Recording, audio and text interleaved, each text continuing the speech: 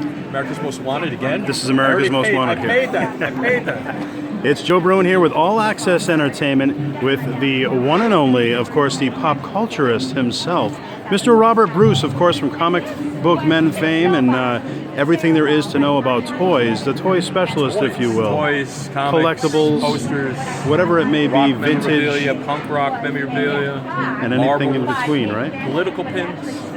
I have a very large political pin collection, over 1,000 pieces. Really? Yeah. Very cool. Going back to the 1870s. Wow. All right. Wouldn't have known that, right? I would not I have worked known. for Hakes Americana, who was the largest independent auction house in the 80s, before the advent of the internet. Sure. And I'm the great-great-grandnephew of Theodore Roosevelt. Right. So I have connection to the political world. Who was a Republican, but would be a Democrat today. Things have changed. Hardcore liberal. Yeah. Damn liberals. And in the way of toys, obviously, internet being a big tool to sell toys. But what's it like coming to events like this? We're here in Wilmington, Massachusetts, Northeast Comic Con. I think for me, this is where it is. This is where it all began. This is, where the heart of the whole collecting world are at the shows. Sure. Now, Gary Summers, who runs the show, I've known him for 30 years. We used to do his Bayside Expo back in the late 80s and 90s, and he's kind enough to invite me up, but I like to come up to New England. The only time I get to come up here is really for his shows, because we're so busy down south. But I think without conventions, you're not going to have the sort of fervor that you have even on the internet. Everything's driven onto the internet from real life. Sure. There's certainly, if you're living in Moscow, Idaho, you don't have a great opportunity to go to a lot of shows, and the internet's the way to go to those shows. Sure. But fortunate, we live on the East Coast. This year, 2016, I probably will have done 42, 44 different events. Wow. In swaths of 6 to 8 in a row, which includes doing them while we're shooting comic book men during the summer. Not only am I on the show, but I'm also one of the producers. I'm a consulting producer. I help oversee the transactions and run the research department for the show. So it's pretty busy. I started my own event. I had started a couple of shows a couple of years ago, but I'm doing New Jersey HorrorCon Film Festival, which is March 31st, 1st, and 2nd. So we're doing that, and it's just busy, and it's all driven. Everything's driven by coming up, driving 6 hours, talking to people, doing internet things, going on eBay. Everything sort of intermingles. Right. And all these years, you've been, you're still Energy. just as involved now So as you fucking were. energy. Right. I can curse, right? This is the internet? Absolutely. Now, how did you first get involved with Kevin and the Comic Book Man? Well, Kevin, I had a store in Red Bank on Mama Street, and Kevin bought Comicology, which was this store that became Secret Stash.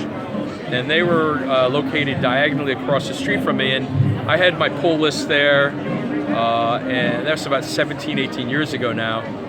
And I used to buy all my supplies from them, so I had a discount. And I walked in after Brian Johnson, who was the first clerk at the new Secret Stash, took over and said, "Hey, I got a shop up the street, and I got a discount here because I'm always buying my supplies." And he looked at me and just said, "No, you don't."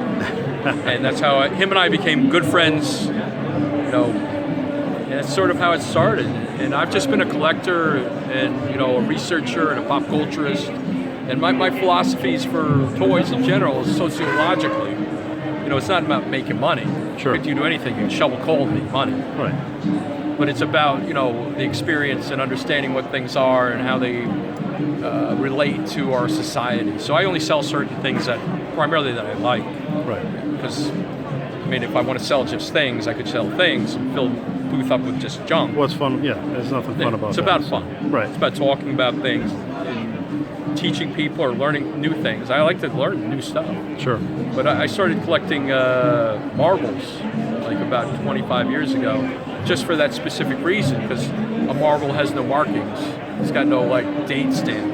Right. And you have to figure it out. It's almost like a puzzle, each one. Sure. And I sell marbles for $200-300 for one. Wow. $300.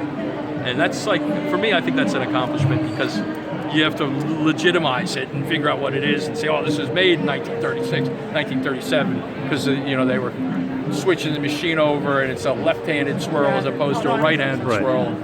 Nobody wants to hear about this shit, but that's the base of my philosophy and how I sort of attack everything. So I sell a lot of Japanese toys because I'm really drawn to Ultraman. When I was a kid in the 60s, Batman, Ultraman, what were on TV, very short, 65, 66 for Ultraman, 66, 67 for Batman. And Batman obviously went into reruns and was on forever. Right. But, so for me, I'm connected to that, and I think it transcends time, space. Sure. And in closing, I mean, you've seen so many rare pieces. Is there something that sticks out in your mind that maybe the rarest item that you've seen in person? Well, the rarest item I've ever seen was I picked up a lead cast dinosaur, Brontosaurus or Brachiosaurus, and it was marked The Lost World. And it was from the 1925 premiere of the movie Lost World, Sir Arthur Conan Doyle's movie, silent movie, that I found at a flea market. Wow. For $20. That was rare, like really like 4-figure rare, like mid 4 figures. Awesome. So sometimes you find rare things. Very cool. And the secret there's one secret, is you got to get up and you got to get out. If the sun's up, you're already late. And if you're not getting out, you're sleeping until 9 o'clock, you're missing it. Because what I do is I get up at Thursday morning, Friday morning, even now, and I drive 60 miles to my local flea market and I shop. And you can still find things, but you got to be there when the boxes are open and the attics are open. Thank you. And most importantly, how can fans find you on social media? Pop Culturism, POPCULTURIZM. If you actually Google Rob Bruce without any quotations, I pop up and all my information on Instagram, Twitter, Facebook, Rob Bruce. Fantastic. Yeah. Robert Bruce, thank you for joining us. Email me if you got questions. I'm always answering questions. Appreciate that. Thank you.